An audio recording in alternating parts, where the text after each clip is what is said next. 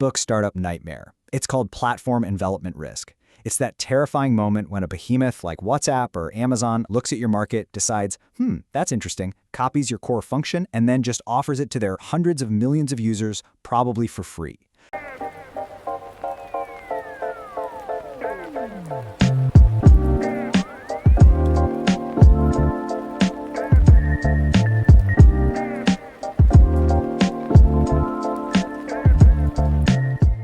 So, let's talk about one of those moments that every startup founder both dreams of and absolutely dreads. We're going to dive into a single make-or-break decision faced by an Indian AI startup called Niki.ai.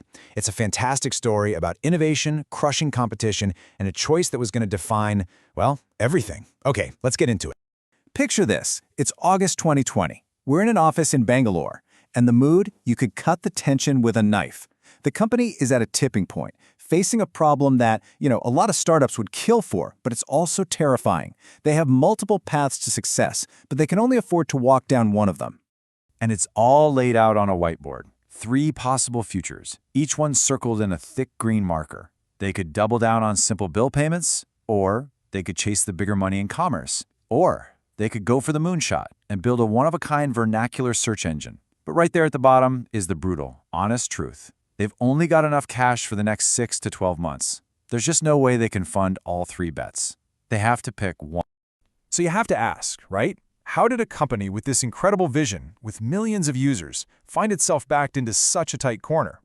To really get the weight of this decision, we've got to rewind a little bit and understand what Niki.ai was all about from the start. So let's start with the foundation. The whole idea behind Niki.ai was beautifully simple. Make the internet easy for everyone in India by using the most natural interface there is, just a simple conversation. They got started back in 2015 and got traction pretty fast. A huge early win was their partnership with HDFC Bank in 2016. They powered a chatbot on Facebook Messenger, which gave them just massive distribution.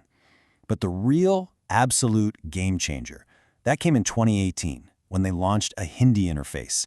This move was a home run. It led to a reported 300x growth in the value of transactions by 2019.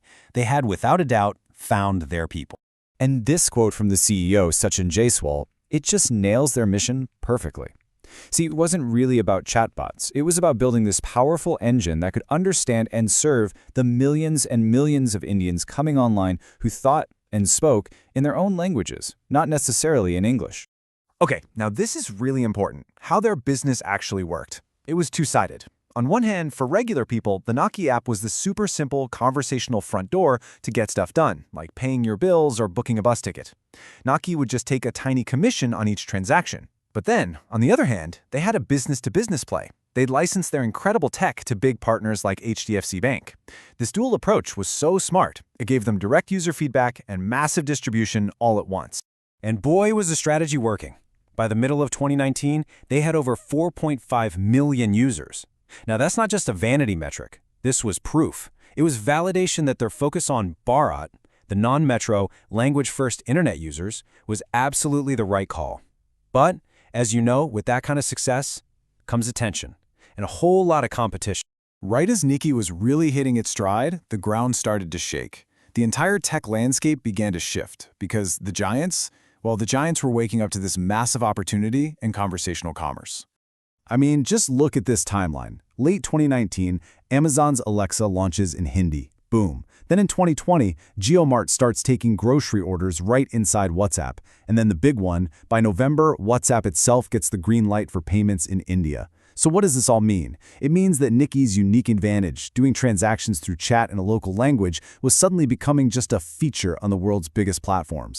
This is a classic text. This is the squeeze Niki found itself in. Which brings us right back to that whiteboard in August 2020. With these giants closing in from all sides and their runway getting shorter by the day, the team had to make a choice. They had to pick the one path that gave them the absolute best chance to survive and hopefully to win. So how do you even make a decision that big? Well, they didn't just throw darts at the wall. They framed it around these feasibility gates.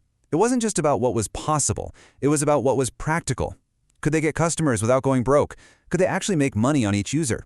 And maybe the most important question of all, could they build something that the giants couldn't just copy and paste? Okay, path A. This was the frequency play. Go all in on bill payments. The logic is solid, right? People pay bills all the time. If you become the go-to, most trusted way to do that in your language, you build an incredibly powerful daily habit. But here's the massive catch. The profit margins are just razor thin. We're talking fractions of a percent. This path only works if you have ruthless, perfect automation and just enormous scale. Then you have path B, the margin play. This is about focusing on commerce, things like booking bus tickets or finding local services. The upside here is pretty obvious. You make real money on every single transaction. We're talking commissions that are 10, maybe even 20 times higher than bill pay. But, and this is a huge but, this path is an operational minefield. Every refund, every canceled ticket, every customer support call just eats away at those beautiful margins. And finally, there was path C, the intent play. Now this was the big, ambitious bet. The idea was to become the search engine for how to get things done in vernacular India. So instead of just completing a transaction, they would own the very first question a user asks, like, how do I get from Delhi to Agra?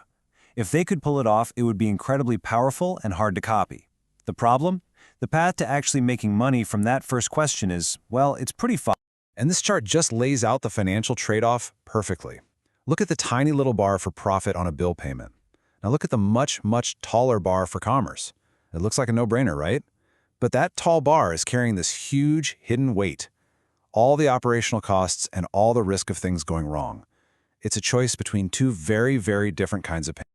Okay, so let's zoom out for a second. What can we all learn from Niki's incredibly tough spot? Because this isn't just a story about one company. It's a masterclass in strategy for literally anyone trying to build a business in the shadow of giants. There's this really useful way to think about this called the Effectuation framework. Basically, instead of trying to predict the future, it says entrepreneurs should just start with what they have right now. You can totally see this thinking in Niki's options. Path A, bill payments, that's an affordable loss bet. Low margin, sure, but a great way to learn about users. Path B, commerce, that's all about partnerships. And path C, search, that's about controlling what you can, your unique, defensible tech. So what happened? Which path did they choose? Well, the truth is, we don't know for sure. But we do have this one tantalizing clue. In early 2021, the company reported a mind-blowing 1,000% revenue growth for the year 2020. This tells us their core idea of serving the Bharat audience was absolutely working. But it doesn't tell us where that growth came from, or if it actually solved the underlying problem of profitability. So, what are the big takeaways from Niki's dilemma? First, your real advantage has to be deeper than just your cool user interface. Second, you have to understand the beast you're trying to tame. A high-frequency business needs perfect automation, while a high-margin business needs an obsession with fixing problems. And finally, and this is so important, every strategic path has its own kind of difficulty. The job of a leader isn't to avoid pain, it's to choose your pain deliberately. And that really leaves us with the final question, the one that every startup in a competitive space has to answer. When you're navigating a world full of giants, what's the smartest bet? Is it building that low-margin daily habit? Is it providing a high-margin complex service? Or is it becoming the essential first step in a user's journey? The answer is never easy, but asking the right question, well, that's where all great strategy begins.